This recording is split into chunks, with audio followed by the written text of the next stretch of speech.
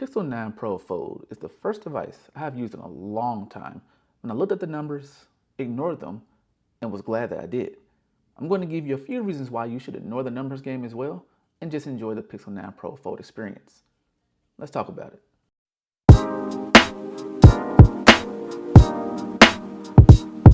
Let's go ahead and cover the main specs. The Pixel 9 Pro Fold has a 6.3-inch 120Hz outer display, an 8-inch 120Hz inner display, 4,650 milliamp battery, 21-watt fast wire charging, 7.5-watt wireless charging, IPX8 water resistance, Tensor G4 chip, 256 gigabytes or 512 gigabytes of storage, coupled with 16 gigabytes of RAM, triple cameras on the back, and those are 48 megapixel wide, a 10.8 megapixel telephoto with 5x optical zoom, and a 10.5 megapixel ultra wide camera. They can all shoot 4K at 24, 30, or 60 frames per second, or 1080p at 24, 30, 60, 120, or 240 frames per second. For the selfie cameras, you have an inner camera at 10 megapixels, and on the front cover, you have a 10 megapixel selfie camera. Those could shoot at 4K at 30 or 60 frames per second, or 1080p at 30 or 60 frames per second. Now, I've seen some reviews that knock the Tensor G4 chip for being slower or weaker than the Snapdragon 8, and honestly, I think they're all kind of blowing it out of proportion. You see, the Tensor G4 may not have the highest benchmark scores, might not have the most raw horsepower compared to the Snapdragon. However, at the end of the day, none of that really matters when it comes to benchmarks because day-to-day activities, the phone handles them perfectly fine. I've even been able to play games on this with little to no issues like Call of Duty Mobile or Asphalt 9. Just get a nice little quick gaming session in and the phone handled it perfectly fine. Now, I will say that back in the day, I always looked at benchmarks to see what the fastest phone was or how strong the newest and latest greatest phone was. But now in 2024, benchmarks are a little overrated because even on paper, it may look like it's weaker, but in day-to-day activities and how it actually works in real life, a lot of phones handle everything we can throw at them. And the Pixel Fold is one of those devices. For your average consumers, you'll be able to browse the web with no issues. Your notifications will come through. You'll be able to scroll through social media. You'll be able to multitask and jump back and forth between apps with no problem. It still has 16 gigabytes worth of RAM in it, so it can handle multitasking really well. Honestly, in my time using this phone, it has been consistent and basically on par with any other high-end Android device I've used, and that includes my Galaxy S24 Plus. They both can take care of all the daily activities I need. They're both powerful enough to play games in short bursts whenever I need to. I'm not a hardcore mobile gamer, and neither of them really struggle with anything I do on them. So the whole issue surrounding the Tensor G4 chip, like I said, to me, it's blown way out of proportion. The chip handles everything perfectly fine. Now look, I'm not gonna beat around the bush. The Pixel 9 Pro Fold does not have the fastest charging speeds. As a matter of fact, it's kind of a recurring theme for this device. It's not the best or the greatest or the fastest at a lot of things. You see, I haven't really had any battery anxiety while using the Pixel 9 Pro Fold. It literally has lasted me all day. And I don't mean 9 to 5, I mean from the moment I wake up at 5 or 6 a.m. in the morning to about 7 p.m. at night. I've not had any issues with it just conking out on me in the middle of the day. Now, I will say this, because I am a techie, for $1,800, I do wish it charged faster. And I don't need the 120 watt, 100 watt, 60 watt fast charging that competitors like Oppo, OnePlus, Vivo, and all the other Chinese manufactured phones do. But 45 watts, I feel like is a solid number for fast wired charging on any device. So I would have liked to see that, but 21 can get the job done. It takes about an hour, maybe an hour and a half to fully top up from 0 to 100.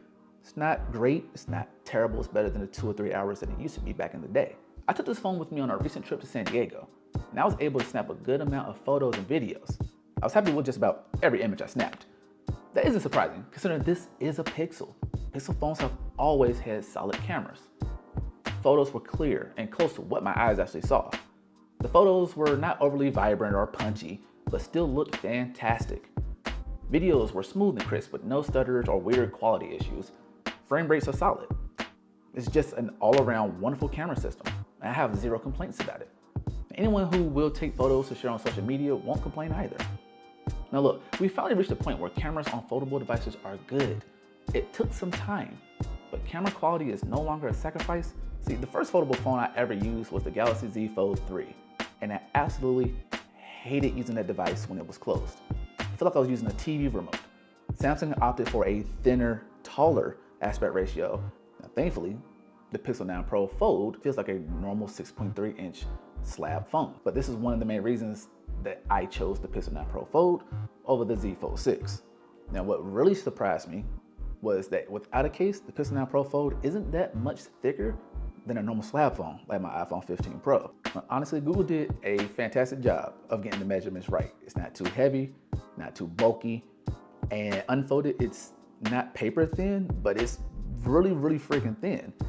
And unfortunately, it's not the thinnest foldable device on the planet. That honor goes to the Honor Magic V3.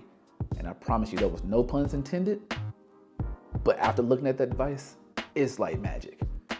That pun was intended. At the time of this writing, the 8-inch inner display that you're greeted with when you open up the Pixel 9 Pro Fold is the biggest on a foldable device.